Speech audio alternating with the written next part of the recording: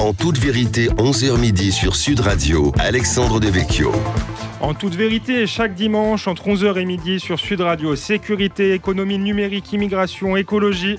En cette année d'élection présidentielle, pendant 1 heure chaque semaine, nous débattons sans tabou des grands enjeux pour la France d'aujourd'hui et de demain. Cette semaine, nous recevons notre premier candidat à l'élection présidentielle, Éric Zemmour. Et comme toujours dans cette émission, nous aborderons les questions de fond. Il sera question de son programme et de sa vision du pays. À quoi ressemblera la France d'Éric Zemmour? Quels seront les chemins de ce qu'il appelle la reconquête? La France d'hier peut-elle être celle de demain? Est-il le moteur ou le fossoyeur de la recomposition politique? Tout de suite, les réponses d'Éric Zemmour en toute vérité. En toute vérité sur Sud Radio, Alexandre Devecchio. Éric Zemmour, bonjour. Bonjour. Merci d'être avec nous sur Sud Radio. Tout au long de cette émission, nous allons tenter de comprendre ensemble quel est votre projet et votre vision pour le pays. Mais j'aimerais tout de même commencer par une question d'actualité. Ce week-end, le mouvement des convois de la liberté a convergé vers Paris et vers Bruxelles pour protester notamment contre le pass vaccinal. Au-delà du déroulement de ce mouvement, qu'est-ce que ça vous inspire politiquement ? Je suis d'accord avec eux sur un point, et je l'ai dit bien avant que ce mouvement ne prenne de l'ampleur. Ce pass vaccinal doit être aboli. Je pense qu'il est arrivé à contretemps. Les autorités savaient très bien que l'épidémie était sur sa descente. Certains esprits soupçonnent même le gouvernement d'avoir instauré ce pass pour mieux le supprimer juste quelques jours avant le premier tour. Tout est possible. Je considère que Emmanuel Macron a décidément assez mal géré cette crise épidémique. Je passe sur les erreurs du début, mais sur la fin, il est complètement à contretemps, gérant avec selon les règles de la peur, pour faire peur aux gens, alors que on voyait qu'il fallait au contraire, et c'est ce que j'avais écrit dès la fin décembre, qu'il fallait au contraire essayer de prendre des mesures qui soient pérennes, puisque l'épidémie devenait, selon le terme consacré, endémique. C'est-à-dire qu'il fallait apprendre à vivre avec, et que donc il ne fallait pas multiplier les mesures d'urgence, comme on a fait, imposant les masques aux enfants, les tests permanents aux enfants. D'abord, qui les déstabilisait, qui les meurtrissait, sans compter le prix. Je crois que ça a coûté 4 milliards d'euros dans les derniers mois. Enfin, c'est une folie. Donc il faut au contraire prendre des mesures pérennes, c'est-à-dire aller tenter de vacciner les derniers personnes fragiles et très âgées qui ne le sont pas, parce qu'on sait que ce vaccin n'a qu'une vertu, c'est déjà c'est de pas mal, limiter les cas c'est de graves. limiter les cas graves. Sur le mouvement en lui-même, il passe par Paris, mais aussi par Bruxelles, ville du Parlement européen. Est-ce que vous voyez un symbole au-delà de la question Je du croyais pass que c'était vaccinal? Strasbourg, la ville du Parlement européen. Oui, moi. mais... Non, j'y vois, un symbole, parce que ces routiers traversent toute l'Europe et profitent de Schengen. Ça nous pose d'ailleurs des problèmes à nous, Français, parce qu'on a des multitudes de camions qui passent sur nos routes, puisque nous sommes au milieu, mais c'est un autre sujet. Mais non, j'y vois pas sinon davantage de symboles. D'accord, merci. Mais parlons quand même de l'Europe, même Ouais. si vous n'y voyez pas un symbole. C'est un thème qui vous tient à cœur, je le sais. Vous avez voté non à Maastricht, mais dont vous parlez assez peu, je trouve, dans cette campagne. Vous avez affiché clairement votre stratégie. Vous n'êtes plus pour une sortie de l'Union européenne. Vous souhaitez y rester en la faisant évoluer de l'intérieur. La question est de savoir concrètement comment vous vous y prenez. Vous avez expliqué récemment que vous vouliez construire des murs aux frontières européennes, que vous vouliez que ce soit financé par l'Europe, qu'il y ait des gardes-frontières européens. Bon, on se doute que les Hongrois et les Polonais sont d'accord avec vous, mais sur les 27, tout le monde n'est pas d'accord avec vous. Comment vous faites bouger les technocrates européens? Comment vous les transformez en défenseurs de la civilisation européenne? D'abord, je vous reprends sur un petit point. J'ai jamais milité pour la sortie de l'Union européenne. Je pense que nous ne sommes pas les Anglais pour des tas de raisons. D'abord, nous ne sommes pas une île, ça ne vous a pas échappé. Et puis, nous n'avons pas la même histoire, en particulier au XXe siècle. Et en plus, nous sommes un des fondateurs, on peut dire le fondateur du marché commun, ce qu'on appelle marché commun, jadis. Enfin bref, en plus, nous sommes dans l'euro, etc. C'est pour ça que j'ai jamais prétendu cela, parce que si vous voulez, je pense que ça poserait encore plus de problèmes et ça nous... Regardez, les Anglais, ils ont mis 4 ans à sortir et c'est pas encore fini. Moi, j'ai une priorité qui est la lutte contre le grand remplacement. Donc, je ne veux pas que des sujets très importants, je ne dis pas le contraire, viennent parasiter mon combat prioritaire, c'est-à-dire la lutte contre le grand remplacement. Je sais ce que vous allez me dire. Je sais ce que vous allez me dire, c'est que l'Europe m'empêche de... Exactement. Voilà, je savais. Sauf que je ne suis pas d'accord. Et je vais vous dire pourquoi. Pour 2 raisons. La première, essayons de recommencer. Vous avez raison sur un point d'avance, je vous le donne acquis. C'est que depuis le traité d'Amsterdam, je crois, l'immigration est dans les compétences communautaires de l'Europe. Il y a d'autres thèmes comme ça que petit à petit la Commission a pris. Ma première politique sera justement de bloquer désormais toute extension des compétences à la Commission de Bruxelles, car elle en a beaucoup trop. Nous allons revisiter la règle de subsidiarité et par ailleurs, nous bloquerons dès que la Commission voudra s'étendre, comme elle a fait pour la santé. Par exemple, la santé n'est pas dans ses compétences. Elle est sortie des traités. Bon. Deuxièmement, et c'est là où je vous donne ma méthode, j'ai remarqué depuis quelques années que, en fait, ce que faisait la Commission de plus utile, c'est justement de renoncer à ces règles édictées par les traités et à ces politiques. Parce qu'en fait, la plupart des règles édictées par les traités et depuis Maastricht sont mauvaises. Et donc, comme elles sont mauvaises, la Commission et les pays finissent par toutes les enlever. Vous avez vu que le pacte de stabilité, plus aucun État le respecte. Vous avez vu que la politique de la BCE contrevient absolument au traité, puisque la BCE, la Banque Centrale Européenne, n'a pas le droit de prêter aux États et qu'elle le fait en vérité, même si on passe par un artifice juridique. Troisièmement, je ne sais pas si vous avez remarqué, parce que c'est moins médiatisé, mais la Commission et les traités avaient interdit toute aide d'État, aide d'État à l'industrie. Eh ben, les pays européens ont inventé le PIEC. Ils sont les rois des acronymes à Bruxelles. Donc, c'est les plans d'importance européenne. Ouais, mais quand même, les frontières, c'est autre chose. Qui permet les aides d'État. Excusez-moi, j'ai écrit, quand j'étais journaliste, des dizaines et des dizaines de papiers pour me plaindre que la politique industrielle n'était plus possible. Eh bien, vous voyez, maintenant, elle est possible. Et M. Macron va dire que c'est une grande politique européenne. Non. En vérité, c'est quand on défait la politique européenne, on s'en porte mieux. Parce qu'on revient au niveau national et que les nations exercent mieux. Donc, moi, j'irai dire à Bruxelles, voilà, messieurs, dames, c'est simple, je considère que l'immigration doit aussi revenir aux nations, comme vous l'avez fait pour tout ce que je viens de vous citer. Et donc, moi, je prends les devants, moi, la France. J'estime qu'il en va de la survie de la France. Et donc, je vais prendre des décisions avec l'appui de mon peuple, puisque j'aurais fait un référendum, comme vous le savez, sur l'immigration, que ça vous plaise ou non. Et je vous encourage à établir une grande nouvelle règle d'abolition de vos règles, puisque vous faites ça très bien, c'est ce que vous faites le mieux. Par ailleurs, au-delà de la plaisanterie, vous avez remarqué, c'était dans le Figaro d'ailleurs, cher Alexandre de Vecchio, il y a eu une tribune, je crois que c'était en décembre, de 11 pays, ça m'avait marqué, c'est beaucoup 11 pays sur 27. Sur 27, c'est pas la majorité, mais c'est beaucoup, vous êtes d'accord. Où il y avait des pays du Sud, des pays du Nord, des pays de l'Est. Il n'y avait pas seulement la Hongrie et la Pologne, pour prévenir l'argument habituel, qui protestaient contre la politique migratoire, laxiste de la Commission.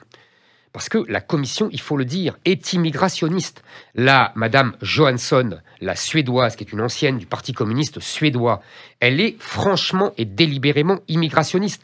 Quand le Frontex, vous savez, la police des frontières européennes, avec ses effectifs maigrelets, mais sous la direction d'un Français, d'une personnalité vraiment remarquable, essaye de faire son boulot malgré les peu d'effectifs qu'il a, on l'insulte. on le convoque à Bruxelles. On lui dit qu'il n'a pas le droit de faire de pushback. Vous savez ce que c'est que le pushback? Non, mais vous allez m'expliquer. Eh ben, je vais vous expliquer. Vous allez voir, vous allez rire, si j'ose dire. Le pushback, pour la Commission, c'est l'enfer. On a l'impression que c'est un truc horrible. Pas du tout. Ça s'appelle, en français, c'est le refoulement. Donc, en fait, on interdit à la police des frontières européennes qu'on présente, vous voyez, sous des oripeaux magnifiques, de refouler les migrants. Non, mais c'était justement le sens de ma question. Pourquoi passer par... mais je passe pas. Mais je passe pas. Justement, je ne passe pas, mon cher Alexandre Devecchio. Je ne passe pas. Je dis, l'immigration, c'est moi. D'accord. Voilà. C'est la France. Je vais faire un référendum. C'est le peuple français. Si vous n'êtes pas, vous êtes content ou vous n'êtes pas content, c'est le même prix. Maintenant, je vois que dans l'Europe, il y a beaucoup de pays qui seront contents. Vous voyez, je vais pas me... Je pense qu'on doit, si vous voulez... J'ai une méthode radicalement différente de celle d'Emmanuel Macron. Emmanuel Macron est prêt à sacrifier les intérêts de la France sur l'autel de ces chimères de ce qu'il appelle autonomie stratégique, souveraineté européenne. Bref, en vérité, ça s'appelle les États-Unis d'Europe. Il faut appeler un chat un chat. Il veut les États-Unis d'Europe. Moi, je pense, comme le général de Gaulle, qu'on ne fait pas d'omelette avec des œufs durs. Donc, que les nations sont ces œufs durs et qu'on ne fera pas d'États-Unis d'Europe. C'est comme ça. On n'est pas le Wisconsin, on n'est pas le Wyoming. Et oui, c'est comme ça. Bon. Donc, il faut faire des alliances d'États-nations. Et je suis sûr, par exemple, que effectivement, comme vous l'avez dit, à la frontière de la Pologne, on peut faire un mur financé par Bruxelles. Pour une fois qu'elle servira à quelque chose de bien, là, je suis favorable. Vous voyez, moi, j'essaye d'être efficace. Et donc, je veux faire feu de tout bois, parce que je pense qu'il en va du destin de la civilisation européenne. Éric Zemmour, merci d'être avec nous sur Sud Radio. Nous continuons à parler d'Europe et même du monde. Comment la France peut-elle survivre au choc des civilisations? Après une courte pause, les réponses d'Éric Zemmour en toute vérité. En toute vérité, 11h midi sur Sud Radio, Alexandre Devecchio. Éric Zemmour, merci d'être avec nous sur Sud Radio. Nous continuons à parler d'Europe et même du monde. Comment la France peut-elle survivre au choc des civilisations? Je voulais vous parler, on parlait de l'Europe juste avant, juste vous faire réagir à la nouvelle campagne de l'Union européenne pour inciter les citoyens à participer à la conférence sur l'avenir de l'Europe. La Commission européenne a choisi d'illustrer une de ses affiches avec une femme voilée, à côté de laquelle est inscrit le slogan « L'avenir de l'Europe est entre vos mains ». Qu'est-ce que vous pensez de cette campagne, Éric Zemmour? C'est dans la droite ligne de ce que je vous disais tout à l'heure, c'est-à-dire il y a à la Commission de Bruxelles des commissaires et une ambiance et une idéologie immigrationniste, je dirais grand remplaciste, qui considèrent soit pour des raisons économiques, en gros l'Europe, la vieille Europe ne fait plus d'enfants et donc il y a 2 milliards d'Africains qui ne demandent qu'à venir nous remplacer pour être un nouveau marché de consommateurs, etc. Ou pour des raisons pseudo-humanistes. Madame Johansson, que je citais tout à l'heure, qui est commissaire européenne pour ces sujets-là, en étant le chantre, et il y en a d'autres. Donc il y a effectivement à Bruxelles une idéologie absolument immigrationniste. Et donc c'est pour ça que ça a été une erreur de confier cette compétence à l'Europe. Donc nous allons la reprendre. C'est simple, c'est clair. Ça sera quoi que dise la Commission, quoi que dise la Cour européenne des droits de l'homme. S'il le faut, nous sortirons de la Cour européenne des droits de l'homme. Voilà, je pense qu'il y a beaucoup de pays en Europe qui ne veulent pas de cette idéologie multiculturaliste qui est en vérité une idéologie qui prépare l'islamisation de la France et de l'Europe. Vous savez que les institutions européennes sont noyautées par un certain nombre d'ONG islamistes qui sont financées effectivement par l'Europe et donc indirectement par les impôts français. Ça se chiffre en millions d'euros. Le CCIF, par exemple, qui a été dissous par le ministère de l'Intérieur, était financé reçoit des financements de l'Europe. Comment vous faites pour que les Français cessent de payer des impôts pour financer ce type d'association? Je pense que la France, vous savez, en vérité, il y a un rapport de force en Europe. Si la France se met avec les 11 pays que dont je vous ai parlé tout à l'heure, qui vont de la Pologne à la Hongrie, les pays baltes, la Grèce, l'Italie, etc., ça change tout. Et là, la Commission devra cesser tout cela. Je pense qu'il faudrait proposer des réformes, mais vous savez, les réformes de l'Europe, ça met toujours des années, donc je préfère reprendre des compétences. Moi, ça va plus vite avec la France.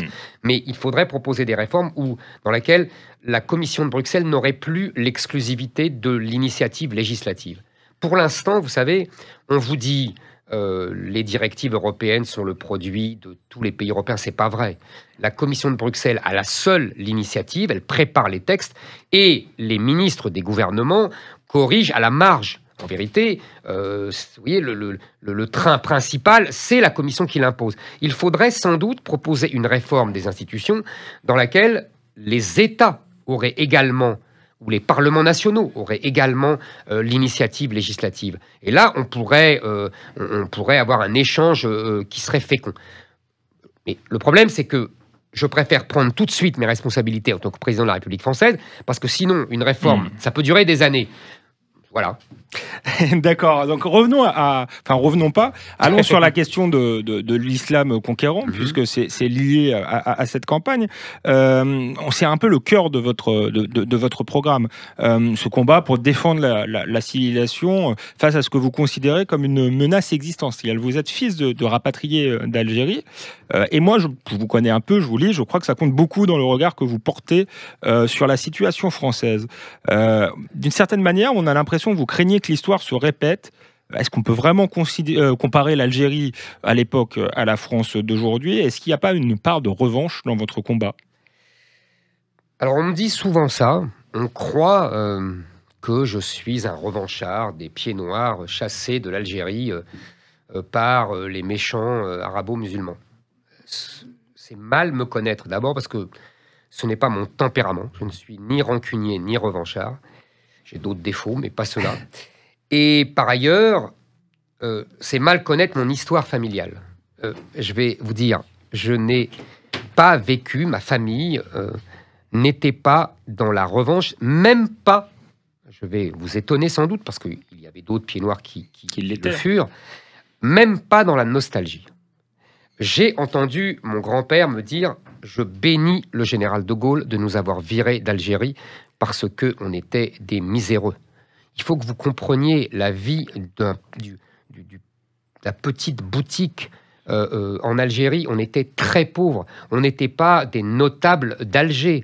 Vous comprenez, on n'était pas des colons, comme disait mon père, c'est-à-dire, vous savez, des gens qui avaient des grandes terres.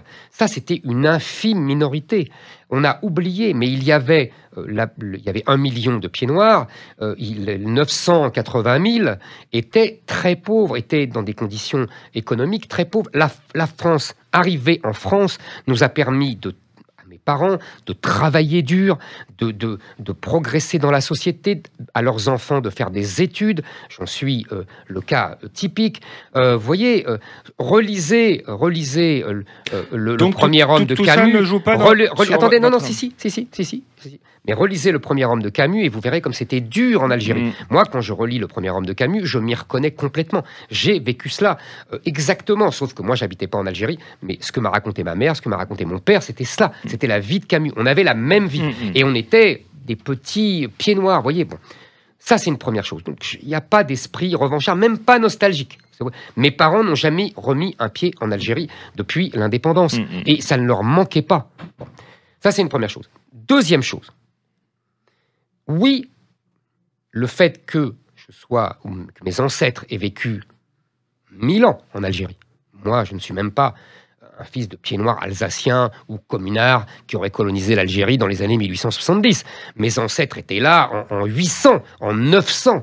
Peut-être que ma famille était là sous l'Empire romain. Oui, l'Algérie, en plus, a été toujours une terre colonisée. Ça n'a jamais existé, l'Algérie. C'est toujours une terre colonisée, qui a été colonisée par les Romains, qui a été colonisée par les Arabes, qui a été colonisée par les Espagnols, qui a été colonisée par les Turcs, enfin par les Français. Vous voyez, c'est ça l'histoire de l'Algérie, quand le FLN s'en prend à la colonisation française, mais il devrait s'en prendre à toutes les colonisations. Allez voir les Turcs. Parce que les Turcs ont colonisé pendant des siècles. Nous, c'est seulement 130 ans. Pendant des siècles, l'Algérie, sans rien faire, en laissant la misère se répandre. Alors qu'au moins, la France, elle crée des hôpitaux, des routes, des aéroports, des gares, etc., des villages entiers. Bref. En revanche, il y a un point. Je crois aux inconscients collectifs. C'est-à-dire que je pense que nous sommes, je crois que c'est Jung, c'est la grande querelle entre Freud et Jung. Je ne suis pas un spécialiste, loin de là, mais je crois que Jung dit il y a des inconscients collectifs, c'est-à-dire qu'on voyez, on est le produit aussi du peuple à qui on a appartenu, de l'histoire passée, etc. Alors oui, je pense effectivement que le fait de ma famille, de mes ancêtres, et vécu en terre arabo-musulmane, me fait comprendre beaucoup mieux que les autres ce qui est en train de se passer en France. Et c'est-à-dire que beaucoup de choses qui se passent en France aujourd'hui me rappellent ce que me racontaient mon père, ma mère, mes grands-parents, de ce qui se passait en Algérie. Par exemple, les agressions des femmes. Vous voyez, les agressions des femmes par des jeunes qui les insultent, qui leur crachent dessus, qui les traitent de traînées et d'autres insultes parce qu'elles sont habillées trop légèrement, le fait d'en vouloir enfermer les femmes, l'opposition entre les communautés, la volonté de l'islam d'imposer toujours aux autres, juifs et chrétiens, la dimitude, c'est-à-dire l'infériorité politique, sociale, économique. Ça, oui, c'est une constante. De l'histoire du monde arabo-musulman et que je vois revenir en France. Et donc, je sonne l'alerte avant les autres. Oui, là, vous avez raison. Ce n'est pas une question de revanche, c'est une question de conscience plus aiguë des problèmes. Et moi, je n'ai pas envie que la France devienne le Liban en grand. Je pense sincèrement, Alexandre Devecchio, et c'est tout le sens de ma démarche et de ma campagne aujourd'hui. Si je ne suis pas élu, dans 5 ans, dans 10 ans, la France sera le Liban en grand. C'est-à-dire avec des parcelles de plus en plus grandes islamisées, sous la férule de la charia, avec des conflits ethniques, avec de la misère, avec de la corruption. C'est ça qui nous attend si je ne suis pas élu, car c'est la logique démographique et c'est la logique historique. Si nous n'opposons pas à cette logique démographique et historique, la logique politique. Vous parlez souvent du choc des civilisations entre l'islam et l'Europe. Vous nous l'avez dit, votre crainte, c'est la libanisation de la Chine, de la France. Et est-ce que la Chine, justement, dont nous sommes de plus en plus dépendants, on l'a vu pendant la crise du Covid, n'est pas au moins une menace aussi importante pour l'Europe et pour la France que l'islam? C'est d'ailleurs ce que montrait Huntington dans le choc des civilisations. Effectivement, vous avez évoqué ce nom d'Huntington. Après la chute du mur de Berlin, il y a eu 2 thèses qui se sont faites face à face, été face à face. La thèse de Fukuyama qui disait, même si on l'a trop simplifié, en gros, la démocratie libérale est l'avenir du monde et il n'y a pas d'avenir en dehors de cela. Et Huntington qui disait au conflit entre l'Est et l'Ouest, entre le communisme et le capitalisme, va être remplacé par le conflit des civilisations. Et moi, je pense, depuis le début, d'ailleurs depuis longtemps, que c'est Huntington qui avait raison. Et aujourd'hui, c'est évident, c'est clair comme de l'eau de roche, si j'ose dire. Mais dans ce conflit de civilisation, moi, je dis il y a 2 conflits de civilisation. En fait, c'est le conflit de civilisation, c'est la revanche de l'Orient contre l'Occident. L'Occident, depuis la Renaissance, depuis 4 siècles, a pris de court l'Orient, a dominé sur le plan démographique d'abord. On l'oublie trop, vous savez. On parlait de l'Algérie. Quand la France envahit l'Algérie en 1830, nous sommes 28 millions. Et en Algérie, il y a 2 millions d'habitants. Il y en a 40 millions aujourd'hui. Bon, c'est pour vous dire. Démographique, mais aussi évidemment scientifique, mais aussi évidemment économique, mais aussi évidemment militaire. Enfin, sur tous les plans. Sur tous les plans, l'Occident a pris le pas sur l'Orient. Et aujourd'hui, l'Orient tient sa revanche. Sur ces 2 aspects, le premier aspect, c'est l'aspect islamique. C'est par la démographie, l'invasion migratoire et l'argent. L'argent du pétrole, etc., qui permet aux grandes monarchies arabes d'acheter beaucoup. Et puis, vous avez la revanche de l'Orient asiatique, avec en tête de pont la Chine. La Chine, qui est une revanche, alors là, je dirais... économique, industrielle, et qui est en train de devenir une revanche militaire. Il y a 2 niveaux. Je pense, si vous voulez, que nous ne vivons pas... Alors évidemment, nous devons nous méfier, et nous ne l'avons pas assez été, de l'hégémonie économique chinoise, de l'hégémonie... Mais le problème de la Chine est avant tout, ça ne veut pas dire que ce n'est pas le nôtre, mais il est avant tout le problème des États-Unis. C'est-à-dire qu'il y a là un affrontement entre 2 superpuissances pour la domination du monde, pour l'hégémonie sur le monde. Nous avons connu ça. Pendant la guerre froide, d'une certaine manière. Oh, mais bien avant. L'affrontement entre 2 grandes nations, qui sont l'une plutôt le reflet de la mer et l'autre, Le reflet de la Terre, est un classique de l'histoire. Nous avons eu Napoléon contre les Anglais, nous avons eu les Allemands contre les Anglais, nous avons eu...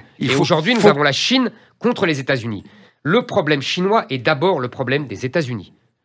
Ce n'est pas d'abord notre problème. Nous devons régler le problème islamique. Ça ne veut pas dire que nous ne devons pas être méfiants par rapport à la puissance chinoise. Éric Zemmour, merci d'être avec nous. Après une courte pause, nous parlerons du scandale des EHPAD, du rôle que doit avoir l'État aujourd'hui et de la recomposition politique à droite. Les réponses du candidat Zemmour en toute vérité. En toute vérité, 11h midi sur Sud Radio, Alexandre Devecchio. Nous sommes de retour sur Sud Radio avec Éric Zemmour en toute vérité. Il y a le choc des civilisations dont on parlait tout à l'heure, Éric Zemmour, et ce que nous faisons nous-mêmes de notre civilisation. Le scandale Orpea a révélé ce que nous savions déjà, la maltraitance des aînés dans les EHPAD. Est-ce qu'une civilisation qui traite les plus fragiles ainsi n'est pas une civilisation malade, Éric Zemmour ? Vous savez, c'est ce genre de sujet qu'on ne rencontre que personnellement. Je suis très frappé de ça. On a beaucoup de gens qui nous écoutent, sans doute, ont eu la même expérience que moi. C'est-à-dire que moi, il y a une quinzaine d'années, j'ai été obligé de mettre ma mère dans un EHPAD, une maison comme ça, parce qu'elle n'était plus du tout autonome. Et j'ai pu voir exactement ce qui se passait. Encore, moi, j'ai eu plutôt de la chance parce que le personnel soignant était admirable. Franchement, 10 ans plus tard, je les salue avec affection et reconnaissance. Dévouée, gentille, toujours souriante, vraiment admirable. En revanche, toute la logistique, par exemple la nourriture, mais vous n'imaginez pas, Alexandre Devecchio, ce que c'est. Il fallait que, vous savez, ma mère refusait de manger parce que c'était tellement immonde, il n'y a pas d'autre mot, et il fallait que mon père ou moi, ou mon frère, nous lui donnions à manger. Parce que là, elle acceptait de se nourrir, mais c'était vraiment dégueulasse, il n'y a pas d'autre mot. Donc vraiment, j'ai vu ça de près et c'est terrible, c'est terrible. Et on voit bien que on voit bien les soucis de rentabilité. Et j'imagine que j'étais pas dans le pire. J'étais pas dans le pire parce que je me souviens que mon père avait visité un autre établissement beaucoup plus loin de Paris et qu'il m'avait dit, je me souviens de son expression, il m'avait dit, moi, je mets pas ta mère dans un mouroir. Dans un mouroir. Dans un mouroir, oui. Donc, vous imaginez l'expression. Donc, franchement, c'est triste qu'on doive en arriver à un scandale, à un livre, pour prendre des mesures. Bon, premièrement. Deuxièmement, vous avez raison, la façon dont on traite les vieux et les enfants, d'ailleurs, c'est les êtres les plus fragiles de la société, est révélateur du degré de civilisation ou de férocité, je dirais, d'une société. D'une société, ouais. On voit que nous, souvent, elle est assez féroce avec les plus fragiles. Là-dessus, on voit bien que nos structures, en plus, sont décalées. C'est-à-dire que moi, je ne dirais pas, même si j'ai bien compris que les soucis de rentabilité avec des fonds de pension... oui, ils sont cotés en bourse. Donc là, on est plus dans l'entreprise à but lucratif que dans le système de l'organisation de santé. On est d'accord. Mais cela dit, je ne vais pas jeter le bébé avec l'eau du bain, selon l'expression. Je pense que nous avons péché par contrôle, le défaut de contrôle. Il n'y a pas assez de contrôle. Et je mets en cause, les ARS, les agences régionales de santé, qui étaient censées contrôler et qui en fait n'ont rien pu faire ou rien fait, peu importe, et qui ont, selon mes informations, écarté au fur et à mesure, pas seulement dans ce cas-là, mais partout, les maires et les préfets. Ces gens-là, ces technocrates ne parlent ni aux préfets ni aux maires, c'est de la valtaille pour eux. Je pense, ça m'a conforté dans mon idée qu'il fallait supprimer les ARS et qu'il fallait redonner le pouvoir de contrôle, de surveillance aux préfets, aux maires et est-ce que c'est juste un problème de contrôle ou de surveillance? Non. Mais surtout que c'est devant nous, puisque la population vieillit. Vous avez tout à fait raison. C'est aussi un problème plus philosophique. Mais je voulais dire cela. Alors, j'ai... si vous voulez regarder cela, du coup, je me suis intéressé à tout cela depuis le début de la campagne. Je m'intéresse à beaucoup de sujets. Et j'en ai parlé avec mon ami Philippe de Villiers, qui m'a parlé d'une expérience tout à fait remarquable de son ami Véronique Besse, en Vendée, qui fait des maisons à Boissy-en-Daux. Des maisons qui, vous savez, avec les enfants, avec les gens âgés, avec les handicapés, qui mêlent, vous voyez, quand des parents ont des enfants handicapés, vous voyez, pour essayer de donner une humanité à ces centres. Et Il faut absolument, si vous voulez, privilégier la retraite à la maison sur la maison de retraite. Je crois en plus que ces gens-là le désirent plus que tout. Et pour cela, il faut un grand plan de formation des aides-soignantes, des infirmières qui iraient à domicile. On a la technologie. C'est la technologie a progressé là-dessus. Donc il faut essayer de vraiment de prendre ce problème à bras-le-corps, surtout que vous avez raison, avec l'arrivée dans le grand âge des boomers, comme on dit. Comment on le finance ? Vous savez, on le finance par des budgets adéquats en faisant des économies sur autre chose. Voilà. Nous devons absolument faire des économies sur autre chose. Ça va nous mener à la politique économique, au pouvoir d'achat, au etc. rôle de l'État. On va y venir. Une dernière question sur ces EHPAD. Elles existent pour le moment. Beaucoup d'aides-soignantes sont étrangères ou d'origine étrangère. Elles font quand même leur métier avec un grand dévouement. Elles ont eu un rôle important durant la crise sanitaire. Alors, je ne fais pas partie de ceux qui pensent que l'immigration est systématiquement une chance, mais est-ce que dans ce cas-là, ça n'a pas été une chance ? Est-ce qu'on ne le dit pas suffisamment ? Est-ce qu'il ne faudrait pas le dire plus souvent ? Vous savez, moi, je ne jette pas la pierre aux individus. Il y a évidemment des gens très bien, très utiles, très dévoués, très travailleurs, très honnêtes dans et les étrangers et les immigrés. C'est une évidence, mais il faut le redire. Et je les respecte, évidemment, et même pour mes compatriotes, je les aime. Donc, ce n'est pas le sujet. J'essaye de voir de plus haut, c'est tout. Vous savez, aujourd'hui, dans les 275 000 immigrés qui arrivent chaque année, en France, en entrée légale, je ne parle pas des illégaux, je ne parle pas des droits d'asile, qui rajoutent encore une couche, il y a seulement 14% de gens qui viennent pour travailler. C'est très peu. Il y a aujourd'hui, dans les étrangers extra-européens, 55% d'inactifs sur les gens en âge de travailler, entre 15 et 64 ans.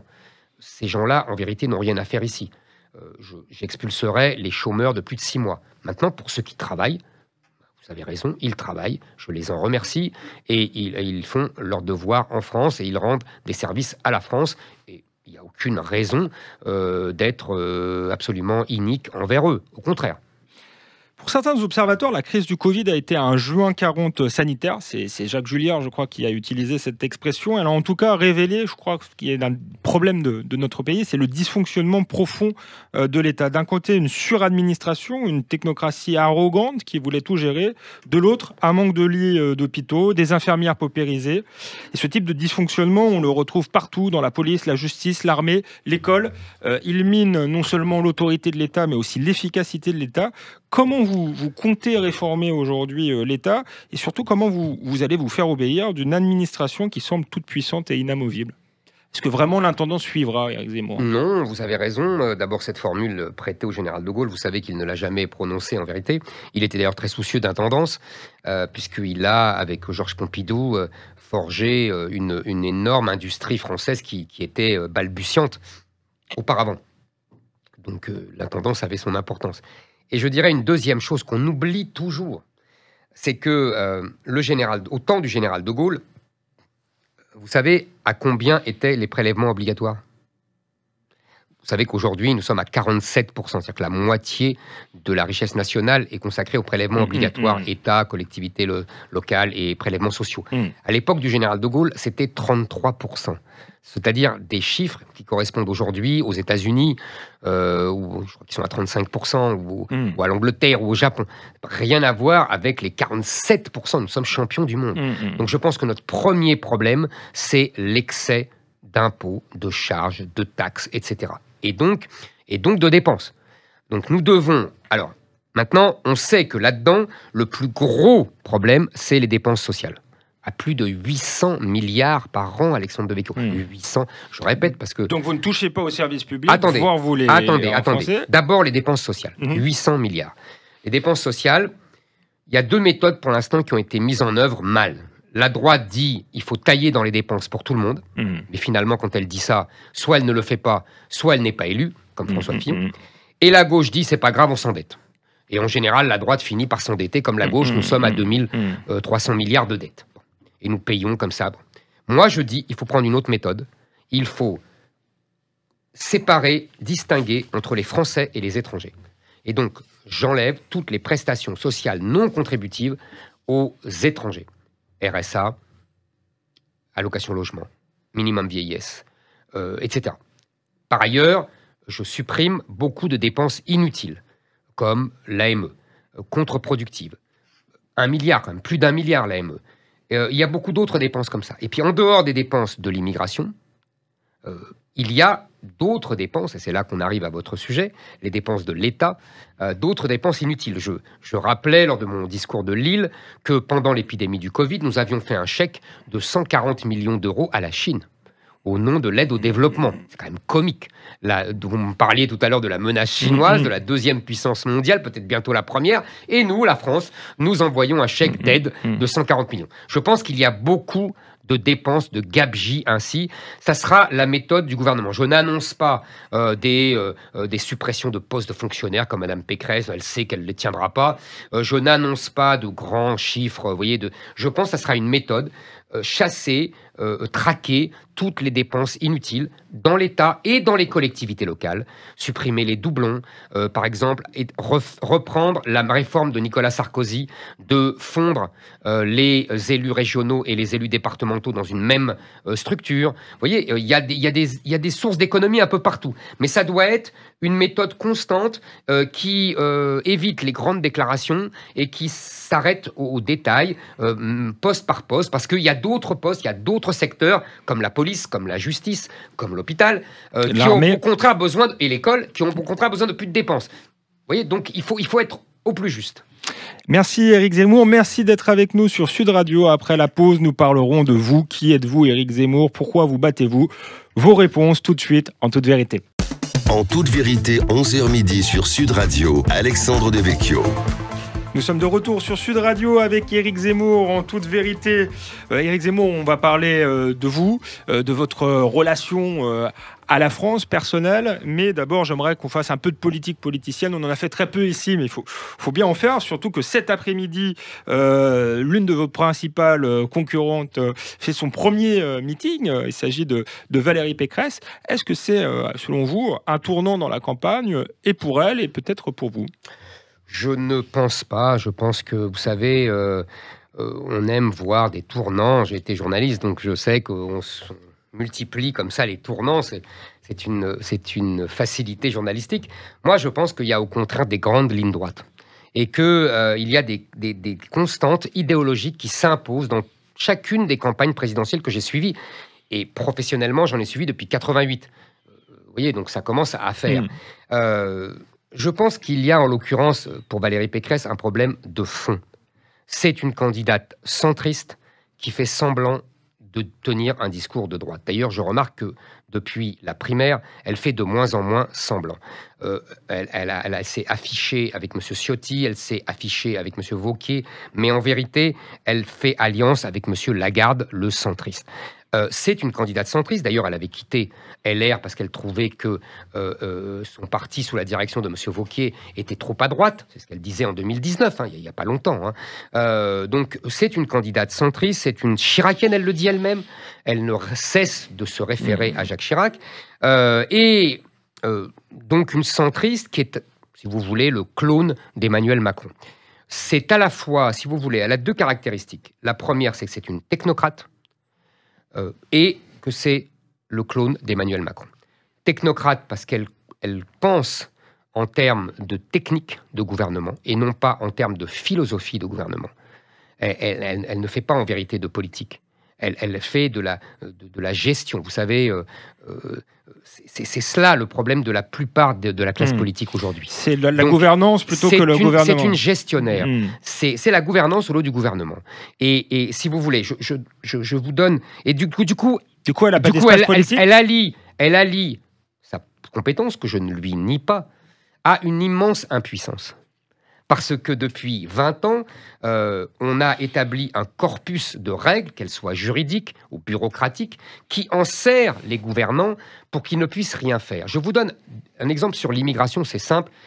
Madame Pécresse ne supprimera pas le droit du sol. Madame Pécresse n'expulsera pas les délinquants étrangers. Madame Pécresse n'arrêtera pas le regroupement familial. Madame Pécresse ne supprimera pas les prestations sociales non contributives aux étrangers. Pourquoi Madame Pécresse ne fera-t-elle pas ça? Parce que tout simplement, le juge l'interdit. Et Madame Pécresse se soumet au juge. Elle appelle ça l'état de droit. Moi, j'appelle ça l'impuissance. Donc, moi, je vais demander au peuple français de ne plus se soumettre et de me permettre de ne plus se soumettre. C'est toute la différence. Mais vous comprenez, c'est une différence philosophique, pas une différence personnelle. Je n'ai rien contre Madame Pécresse. Mais Madame Pécresse s'installe dans son impuissance. Et elle appelle ça compétence. Moi, j'appelle ça impuissance. C'est le fond de l'affaire. Et c'est pour ça qu'elle a besoin des centristes. Comme en plus, elle se soumet, encore une autre soumission, au cordon sanitaire, la théorie inventée par François Mitterrand pour diviser la droite en deux en vérité, alors qu'il devrait être unifié entre le peuple du Rassemblement national et les électeurs de LR. Elle se condamne en vérité à s'allier au centre, et lui-même, le centre, étant soumis à la gauche. Donc finalement, Madame Pécresse se condamne à se soumettre à la gauche. C'est tout le drame de la droite depuis l'invention de l'UMP et même avant. Vous savez, mon programme sur l'immigration ressemble comme un frère à celui du RPR et de l'UEDF en 1990. Mais justement, vous rêvez de reconstituer peut-être un grand RPR face à un grand RPR. Face à un pôle centriste et gestionnaire, c'est peut-être le clivage d'aujourd'hui, et donc d'être l'homme, peut-être le prochain président de la République, mais aussi l'homme de la recomposition politique. Est-ce que votre candidature, aujourd'hui, vous êtes quand même en 3e position et vous permettez à Madame Pécresse d'être qualifiée au second tour face à Emmanuel Macron, et finalement, ce serait un débat entre des gens qui sont un peu d'accord, et est-ce que vous n'allez pas être finalement le fossoyeur du camp national? D'abord, je vous signale que si j'en crois les sondages aujourd'hui, on est tous dans un mouchoir de poche entre Madame Pécresse, Madame Le Pen et moi. Mais c'est Madame Le Pen qui serait au second tour, ce n'est pas Madame Pécresse. Et, ça varie, ça dépend des jours. Je vous assure que non, j'ai regardé bien les sondages, vous savez... c'est fini. Madame Pécresse est 3e parce qu'elle descend. Et elle descend. Et la dynamique est plus de son côté. Donc la dynamique est de mon côté. Et elle n'est ni du côté de Madame Le Pen, qui est stabilisée, ni du côté de Madame Pécresse, qui baisse. D'ailleurs, Madame Le Pen baisse aussi un peu, si vous voyez bien les sondages, mais peu importe. Je pense que la dynamique, et il n'y a pas que seulement les sondages, dans les salles, dans l'effervescence des meetings, dans les audiences de télévision, dans les effectifs du parti. J'ai quand même créé un parti il y a 2 mois qui s'appelle Reconquête, et nous allons fêter la 100 millième membre en 2 mois. Je mets au défi les autres partis d'avoir fait de même. Donc je pense que, si vous voulez, je ne permets rien du tout. Si je n'avais pas été candidat, on aurait eu le remake de Marine Le Pen contre Emmanuel Macron, qui ennuyait tout le monde. On savait que ça se finirait dans un débat déséquilibré où Emmanuel Macron aurait écrasé Madame Le Pen. Donc, donc c'est ça que j'ai changé. Donc je pense que je ne permettrai à personne d'aller au second tour, parce que je permettrai à moi-même d'aller au second tour. Parce que c'est moi qui irai au second tour face à Emmanuel Macron. Et d'ailleurs, c'est encore une fois, comme je vous ai dit que je croyais aux logiques idéologiques, c'est la logique idéologique. Il y a 2 France. Il y a la France qui veut rester la France, et il y a la France qui sera noyée dans l'Europe et l'Afrique, celle de M. Macron.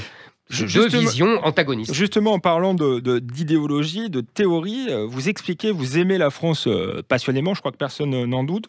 Pourtant, on a l'impression que votre France est plus théorique que charnelle. On connaît vos livres préférés, vos personnages historiques préférés, mais quels sont les paysages, les régions, les villes, les villages que vous avez dans le cœur, Éric Zemmour? J'ai beaucoup de paysages, j'aime la France passionnément. Mais pour moi, tout ça est mêlé.